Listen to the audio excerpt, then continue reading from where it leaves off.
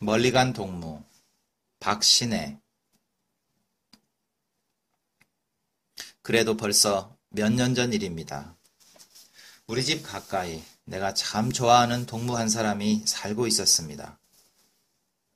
그의 이름은 응칠이라고 부르는데 나이는 그때 12살인 나와 동갑이었고 학교도 나와 한반으로 5학년 1조였습니다.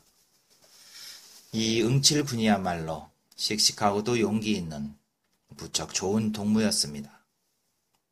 응칠 군의 아버지는 고기 장사를 하는데 사흘만큼 한 번씩 열리는 장날마다 고기 뭉치를 지고 가서 팝니다. 그의 어머니는 날마다 집에서 일을 하기도 하고 어떤 때는 남의 집에 가서 빨래도 해주고 또 농사철에는 남의 밭도 매주고 모두 심어준답니다.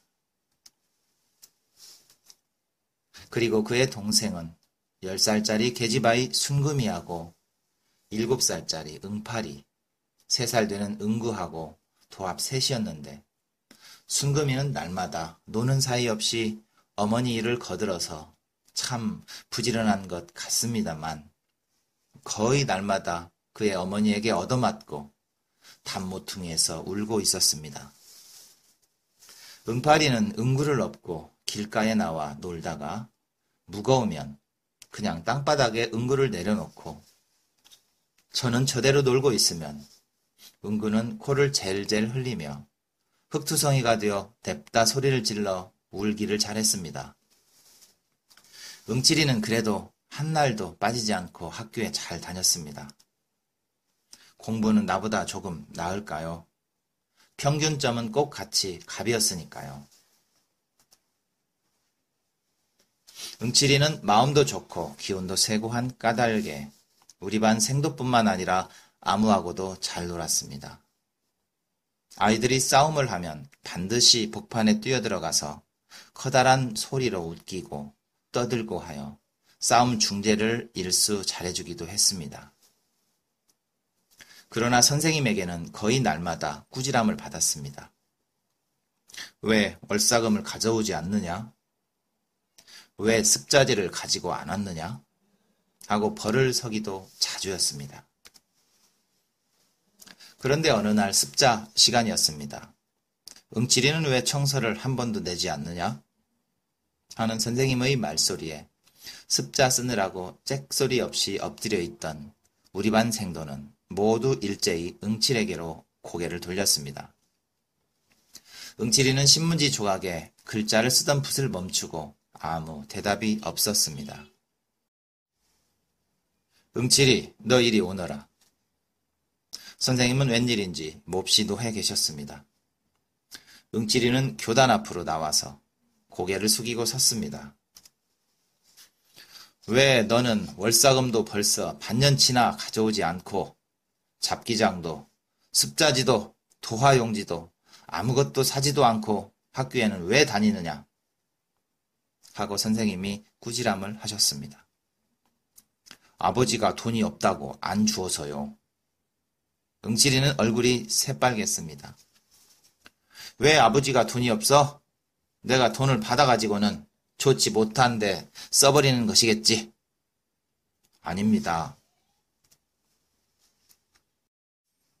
잡기장도 안 사줄 리가 있나. 내가 정령코 돈을 다른 데 써버린 것이지. 아닙니다. 바른 대로 말해.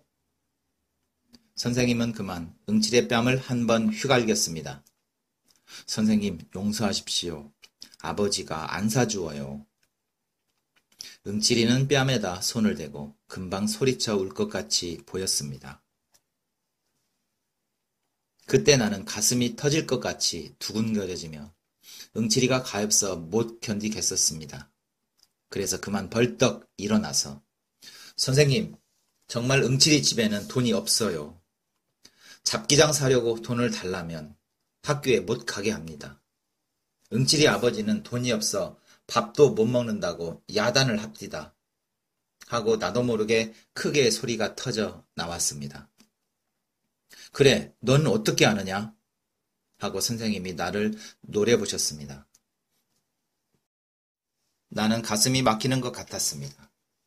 정응칠이를 학교에 보낼 때는 응칠이 아버지도 돈벌이가 좋으셨는데 응칠이가 4학년 때부터는 돈벌이가 조금도 없었으므로 그의 아버지는 응칠이도 학교를 그만두고 집에서 무슨 일이라도 하라고 했습니다.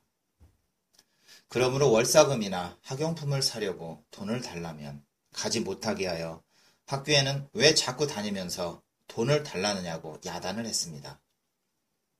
그래서 응칠이는 5학년에 오른 후로는 거의 돈 한 푼 아버지에게 얻어보지 못했습니다. 돈을 달라면 학교에 못 가게 하고 돈 없이 월사금도 바치지 못하니 선생님이 꾸지람을 하시고 정말 응칠의 사정은 딱했습니다. 나는 이 모든 사정을 잘 알고 있었으므로 응칠이가 무척 가엾었습니다. 그러나 그 후 얼마 되지 않아서 응칠이는 그만 학교에 오지 않았습니다. 그런데 어느 날입니다. 그날도 나는 형님이 사다 주신 잡지책과 그림책을 들고 어서 응칠에게 갖다 보이려고 집을 나섰습니다. 막 대문을 나서 응칠이 집에 가는 편으로 5발자국도 못 걸어갔을 때 웬일입니까? 응칠이가 담 모퉁이에 붙어 서서 우리 집 대문을 엿보고 있지 않습니까? 나는 어떻게 반가운지 너 우리 집에 놀러 오는 길이냐? 하고 곁으로 달려갔습니다. 웬일인지 응칠이는 몹시 기운이 없어 보였습니다. 요즘은 저희 아버지가 아주 돈벌이를 못해서 밥을 못 먹나 보다 하는 생각이 들었습니다. 그래서 나는 응칠이 어깨를 잡고 우리 집으로 가자고 끌었습니다. 아니, 너희 집에는 안 간다. 응칠이는 나의 팔을 뿌리쳤습니다. 왜 문간까지 와서 안 들어갈 테냐? 이것 봐라. 이것 형님이 사다 주신 건데 너하고 같이 읽자꾸나. 아니, 응칠이는 그렇게 좋아하는 잡지와 그림을 보고도 기뻐하지 않았습니다. 나는 이제 너하고 같이 놀지 못한단다. 응칠이는 멍하니 서 있는 나를 바라보며 금방 울 것 같이 말했습니다. 나는 응칠의 이 한 말에 깜짝 놀랐습니다. 얼마 전부터 만주로 돈벌이 간다고 하는 응칠이 아버지 말이 생각났습니다. 너 만주 가니? 응칠이는 대답 대신 머리를 끄덕였습니다. 아니, 만주에는 마적이 많아서 사람을 막 죽인다는데 얘야 가지 마라. 하고 나는 응칠에게 다가섰습니다. 내 맘대로 할 수 있나? 우리 아버지가 기어이 가신다는데 뭐 그러면 언제 가니? 오늘 저녁에 간단다. 나는 어떻게 쓰면 좋을지 몰랐습니다. 어느 사이엔지 우리들은 어깨동무를 해가지고 느껴 울고 있었습니다. 울면서 걸어온 것이 응칠의 집 앞이었습니다. 다 찌그러져가는 그의 집 방 안에는 시커먼 커다란 보퉁이 한 개가 놓여 있고 건넌방 결방살이하는 순덕이네 방에는 응칠의 집 식구가 모두 둘러앉아 밥을 먹고 있었습니다. 응칠아, 너 어디 갔다 오냐? 어서 밥을 먹어야 가지. 하는 순덕이 어머니의 얼굴을 바라본 나는 눈물이 자꾸 더 흘러내렸습니다. 인제 우리 집은 순덕이네 집이 됐단다. 우리가 간다고 순덕이네 집에서 밥을 했다나? 하고 응칠이는 삽작에 붙어 섰습니다. 어서 들어가거라. 잘 있어라. 나는 밥 먹고 곧 간단다. 하고 응칠이는 순덕이네 방으로 들어갔습니다. 나는 얼른 눈물을 씻고 집으로 달려와서 어머니를 보고 응칠의 이야기를 했습니다. 그리고 돈을 좀 주어서 응칠의 아버지가 만주에 가지 않더라도 돈벌이 할 수 있도록 하자고 떼를 써 보았습니다마는 어머니에게 무척 꾸지람만 듣고 집을 쫓겨났습니다. 나는 하는 수 없이 정거장 가는 길인 서문거리에서 응칠이 집 사람이 오기를 기다렸습니다. 이윽고 커다란 짐을 진 응칠이 아버지와 응구를 업은 어머니, 아무것도 가지지 않은 응팔이, 보퉁이를 들린 순금이, 또 조그만 괴짝을 걸머진 응칠이가 순덕 어머니, 아버지와 함께 걸어갔습니다. 너 여기서 뭐하니? 잘 있거라. 인제 언제나 또 만나게 되니? 하며 제일 앞선 응칠이의 어머니가 나를 보고 말했습니다. 나도 제일 뒤에 떨어져 가는 응칠이의 뒤를 따라 걸었습니다. 어서 돈벌이 하거든 돌아오너라. 또 같이 학교에 다니게, 응? 하며 나는 응칠이가 짊어진 궤를 만졌습니다. 이 궤 속에는 내 책이 들어있단다. 만주 가서도 틈만 있으면 공부할 터이다. 하고 응칠이는 힘있게 말했습니다. 나도 가슴속으로 어서 공부를 해서 훌륭한 사람이 되어 응칠이와 다시 만나게 될 터이다 하고 굳게 결심했습니다. 자, 그만 들어가소. 벌써 서문 고개를 넘었으므로 응칠이의 아버지는 돌아서 순덕이네를 보고 하직했습니다.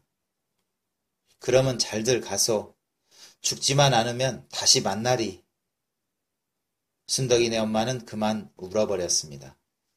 나도 응칠이의 목을 안고 터져오르는 울음소리를 억지로 참으며 느껴 울었습니다.